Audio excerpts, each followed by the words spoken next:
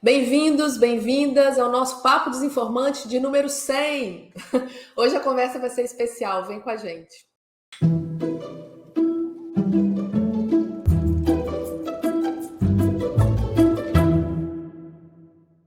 Papo Desinformante, edição 100. Cá estamos eu, Nina, Liz, Tomás, atrás das câmeras, vocês vão ver depois. E hoje a participação especial do nosso colega Matias Felipe, ele que esteve aí no começo do projeto. É uma alegria ele estar hoje aqui com a gente nessa comemoração.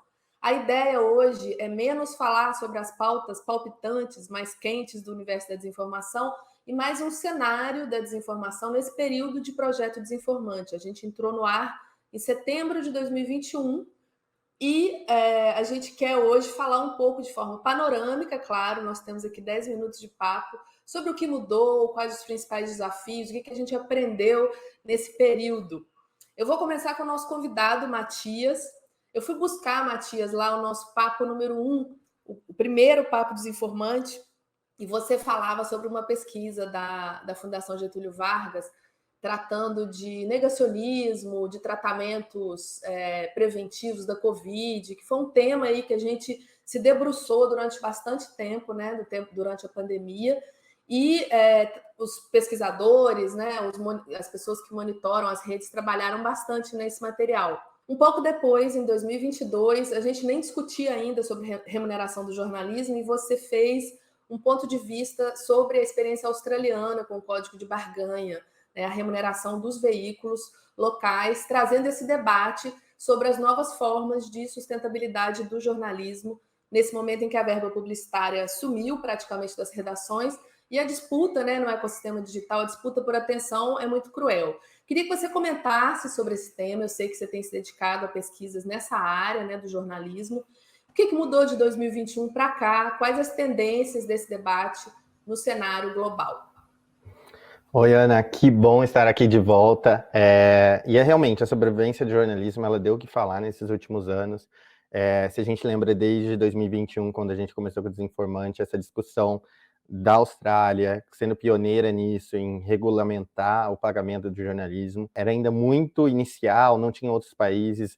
Hoje a gente já vê essa discussão chegando no Canadá, na Indonésia, aqui no Brasil.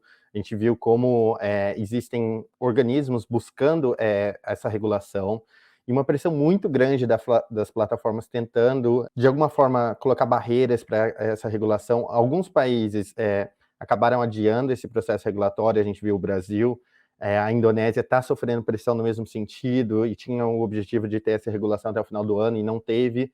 O Canadá, na contramão, ele segue aí forte nessa regulação, e promete ser um dos outros países que vai fazer essa pressão junto às plataformas e mostrou que tem poder para combater esse grande poder que essas empresas têm. E a gente viu a União Europeia também, que acabou mostrando a força que eles têm unidos nesses países de regular as plataformas e trazer as duas regulações que eles criaram, né, o DMSA e o DSA, e puxando as empresas. Um exemplo notório foi a Apple dizendo que agora eles vão adotar o USB-C, o plug para conectar o celular, como padrão no iPhone, e assim, que foi uma obrigação que a União Europeia colocou.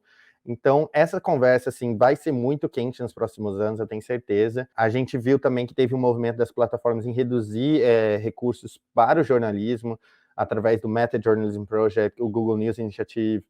A gente viu, por exemplo, que um dos fundadores dessa vertente aí no Google, ele foi demitido junto com o passaralho que teve nas organizações, nessas empresas de tecnologia, que teve muita gente acabando sendo demitida. Então, a gente vê que existe uma vontade dessas empresas em reduzir os investimentos, mas também existe essa pressão muito grande dos governos que vai buscar isso. Então, a gente tem que ver quem vai ser o ganhador dessa batalha de cachorro grande, assim como a gente fala.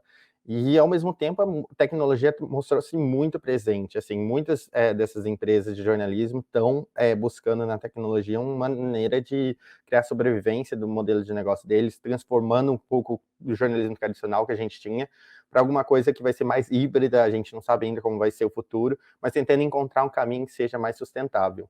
Eu acho que acompanhar os próximos anos vai ser muito importante para a gente entender como o jornalismo pode continuar sendo um produto que chegue a várias pessoas, seja um produto acessível e ainda sustentável no mundo de hoje. Mas com você, Ana. Ah, Matias, que bom, maravilha. Você aceita ser correspondente da gente aí? Por acaso? Olha, muitos assuntos, muitas janelas abertas, a gente vai ficar só com gostinho, assim, de se aprofundar nesses temas seus. Você é sempre super bem-vindo ao Papo Desinformante e ao Desinformante, de forma geral. Bom, com a Liz, eu vou querer relembrar a cobertura do PL 2630, o PL das fake news. A Liz, que acompanha esse debate desde as reuniões do grupo de trabalho na Câmara. Acho que o Desinformante era o único veículo que vem acompanhando a construção dessa legislação desde os primeiros debates, das audiências públicas na Câmara. O presidente do STF cobrou do Congresso a regulação das plataformas, o que não aconteceu até hoje. Vamos ver o que vai acontecer para frente, mas a Liz tem esse histórico de construção da lei, as contribuições da sociedade civil, como que essa lei foi sendo moldada, como é que ela se dividiu, né, em duas legislações. Eu queria que você contasse um pouco dessa sua trajetória acompanhando esse debate da regulação, como que a gente trouxe esse debate para o desinformante, quais os desafios de comunicar sobre uma regulação que nem sempre é fácil, né, complexo, enfim. Estou querendo te dar esse desafio de falar aqui em 3 minutos sobre essa legislação e sobre esse seu trabalho, né, de acompanhar a legislação. Você que esteve também em Brasília, né? Quais as expectativas em relação à lei que a gente anseia tanto e que ainda não saiu do papel? Oi, Ana. Oi, Nina. Oi, Matias. Que alegria estar aqui, né, comemorando as 100 edições do Papo Desinformante. É um desafio muito grande falar sobre isso, mas também é um desafio muito grande cobrir isso, né? Lá atrás, há 2 anos, quando a gente começou o Desinformante, a gente começou nessa tarefa de tentar acompanhar o que é conhecido como o PL das fake news. Tinha acabado de chegar, né? Quer dizer, o texto já tinha chegado em 2020 lá na Câmara dos Deputados, e em 2021 a gente pegou justamente esse processo de audiências públicas. Uma das principais críticas da tramitação no Senado antes é que foi um processo acelerado, que não houve sociedade civil. Em contrapartida, a Câmara dos Deputados realizou um grupo de trabalho, onde tiveram mais de 15 audiências públicas, mais de 150 especialistas, né, foram ouvidos, e a gente acompanhou a maioria delas, que aconteceram ali em agosto e setembro de 2021. Justamente, né, em setembro, o Desinformante entrou no ar, mas a gente já começou a trabalhar antes. É importante aí esse bastidor de que a gente já estava trabalhando para colocar o Desinformante, né, em pé. E aí eu vim acompanhando todo esse processo, né, todas as votações que tiveram. A gente teve essas audiências públicas, teve muitos debates, inclusive temas que eram muito polêmicos. A gente fez várias matérias, por exemplo, sobre o artigo 10 do PL das fake news, que hoje em dia não existe mais, que era um artigo que tratava da rastreabilidade de mensagens no WhatsApp, né, que poderia, por exemplo, acabar com a privacidade ou então interferir aí na comunicação interpessoal. Foi um tema que a gente cobriu bastante e que hoje não consta mais no projeto, muito também por esses debates da sociedade civil, que, enfim, todo esse registro está lá no nosso site, né? A gente também acompanhou em dezembro de 2021, teve a votação desse projeto dentro do grupo de trabalho, né, onde foi aprovado. Em abril de 2022, a gente acompanhou também a tentativa de levar para o plenário da Câmara o regime de urgência, né, para que o PL fosse votado em regime de urgência e pudesse ser aprovado. Ele nem chegou a ser pautado, foi uma grande derrota, né, nesse cenário em abril de 2021. A gente viu nesse processo também uma grande influência das plataformas digitais. Acho que foi o primeiro momento, talvez, que a gente viu nesse processo do PL uma pressão muito assertiva das plataformas contra, né, o projeto de lei. E aí, nesse ano, em 2023, o projeto também voltou, né, a ser apreciado, voltou ao tema geral e foi aprovado o seu regime de urgência na Câmara em abril desse ano, dia 25.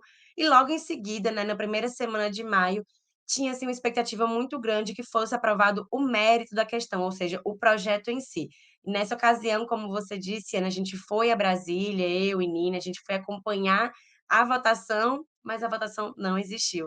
A gente viu novamente uma grande pressão das plataformas digitais, de outros atores aí, tentando barrar esse projeto, que é um projeto muito importante para trazer mais responsabilidade, mais segurança, mais transparência e mais liberdade, né, como até o nome da legislação traz, para o nosso sistema online, nossa internet, a forma que a gente se relaciona nas redes sociais. É um projeto muito importante que traz elementos, até como a Matias já disse, que foram aprovados na União Europeia.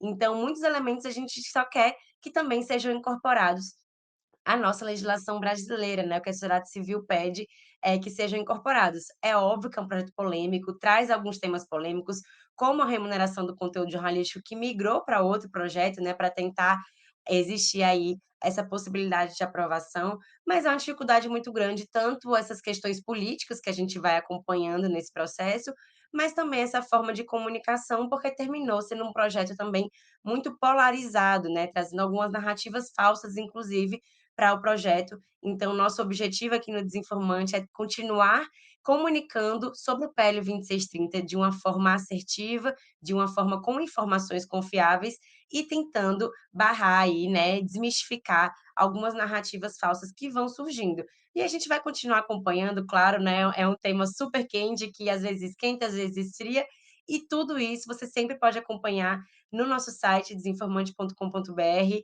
Eu te garanto que a gente está aí de olho em todas essas movimentações possíveis do projeto para tentar trazer também e contribuir também para uma internet mais segura. Ana? Muito bom, Liz, contar contigo nesse desafio enorme que é cobrir essa legislação, cobrir esse processo de idas e vindas, né? Bom, deixei por último o desafio maior, né, gente? Nina Santos, que hoje é nossa coordenadora geral, mas que está desde o início do projeto também com o João Brant. Essa parceria dos dois é que propiciou o surgimento do Desinformante, a ideia de ter um espaço para se debater sobre a desinformação. Né? Foi um resultado de pesquisas dos dois, de vivência também na gestão pública. Nina e João que construíram um material que a gente tem no site, que são os cenários e as saídas para a desinformação, que é um material que está lá desde o início, que justifica ainda boa parte, né, da existência do desinformante. Eu te pergunto, Nina, depois de eleições, tentativas de regulação das plataformas no Congresso, tentativa de golpe tramada, né, nas redes sociais, atuação dura do TSE no combate a campanhas desinformativas, né, durante a eleição, inteligência artificial bombando, deepfakes barateando, eu imagino que a gente vai ter que reconstruir ou, no mínimo, atualizar esse material do contexto da desinformação e das saídas, enfim. Queria que rapidamente você comentasse para a gente que novos elementos a gente tem de 2 anos para cá, né, de 2021 para cá, nesse debate dos cenários e saídas para a desinformação e que merecem ser destacados. Então, gente, mal posso acreditar que estamos chegando aí no papo 100. Outro dia estávamos aqui elaborando um pouco o que poderia ser o Desinformante, se fazia sentido ter um programa semanal, que formato que ele deveria ter. Ensaiamos muito até chegar num formato que a gente achasse que era adequado e é muita felicidade conseguir chegar aqui nesse 100º episódio, né? E é claro que pensar sobre os últimos 2 anos é um exercício complexo, não dá para falar de tudo que aconteceu, né? Foram muitas coisas, mas acho que tem alguns marcos significativos, especialmente para pensar essa parte do projeto, como a Ana falou, que é a parte de contextos e de saídas para a desinformação, que foi pensada como uma parte mais estruturante, uma parte mais fria, digamos assim, do conteúdo do desinformante, né? São as questões que estão ali, os apontamentos que estão ali, que guiam a cobertura que a gente produz cotidianamente sobre os temas ligados à desinformação. E aí, alguns elementos que eu acho que vale a pena, né, a gente pensar e relembrar sobre isso são, primeiro, a própria questão da pandemia, né? O Desinformante ele foi ao ar em 2021, ele começou a ser concebido ali no começo do ano, entrou no ar no final do ano, e a questão da pandemia ainda era muito forte, né? Pautava muito as discussões sobre desinformação, toda a discussão sobre a chamada infodemia, né? Sobre como é que as questões ligadas à informação e desinformação afetaram as questões de saúde durante a pandemia de Covid-19 foram extremamente importantes para fazer o tema ganhar a amplitude que ele ganhou nos últimos anos. Isso, evidentemente, foi se diluindo ao longo do tempo, à medida em que a pandemia, né, diminuiu e fomos encontrando outras saídas, digamos assim, para lidar com a Covid-19, ela foi se tornando um problema menor na nossa sociedade, o que não significa que a desinformação ligada à área de saúde tenha se tornado menos importante, mas a gente saiu né, desse contexto de pandemia. Acho que essa é uma mudança bem importante. Se a gente pegar a nossa cobertura de 2 anos atrás, com certeza a discussão sobre pandemia e desinformação era muito maior do que é hoje. Um outro marco, é claro, é o fim do governo Bolsonaro, né? A gente teve eleições em 2022, que foram eleições extremamente difíceis, onde a discussão sobre desinformação esteve no centro do debate e que marcaram aí essa mudança de governo, né? Então, a gente passou de um governo que incentivava e produzia desinformação para um governo que, de alguma forma, tenta combater, encontrar caminhos para combater a desinformação. Então, acho que esse é um marco que precisa estar muito claro, ainda que a gente tenha avançado pouco, ainda que com divergências de algumas coisas que estão sendo feitas, tem um marco institucional que é muito importante. O que não significa que os grupos de extrema-direita que estavam no poder 2 anos atrás, quando o desinformante começou a funcionar, estejam desarticulados. Então, eu acho que é importante também a gente pensar que, apesar da gente falar muito da relação entre desinformação e governos de extrema-direita, quando a extrema-direita não está no governo, mas ela permanece forte na sociedade, como é o caso da sociedade brasileira, a gente tem também novos fenômenos que surgem aí fora da institucionalidade, mas que continuam aí gerando impactos no nosso ecossistema informativo. Então, acho que essa é um deslocamento, né, que a gente precisa também levar em conta. E com tudo isso, nesse processo todo, eu acho que hoje a gente também pode dizer que as plataformas digitais estão sob muito mais pressão pública do que estavam 2 anos atrás.